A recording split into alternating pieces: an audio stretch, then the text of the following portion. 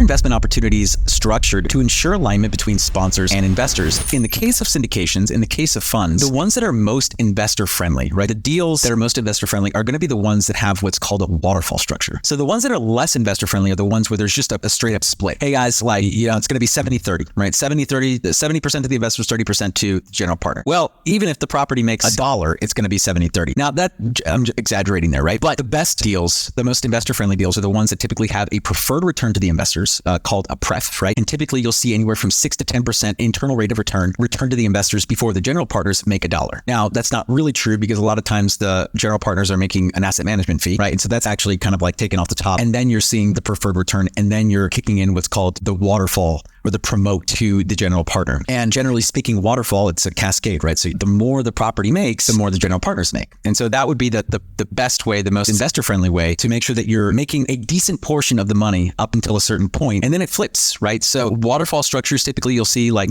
after the preferred return, maybe you'll see 20% to the general partner, and then maybe it bumps up to 30% or 35% if they do well, like maybe get to 16 or 20% hurdle. And then after the 20%, typically you'll see like the general partners make even more. Sometimes they'll make to 50, 60, sometimes even 70%. But at that point, you're making 20% on your money every single year. That's a phenomenal rate of return on your money. And so, of course, like as an investor, like, wow, if the general partner is executing on a business plan that's getting us over 20% a year, of course, we're happy to split everything 50-50, right? And so that's the structure that is the most investor friendly and typically the ones that we see the most in the syndication and the fund world. And of course, all of that information, right? The waterfall structure, the fee schedule, all that stuff should be in the deck. And if not in the deck, it should absolutely be in the private placement memorandum that you review before you actually, make any sort of investment.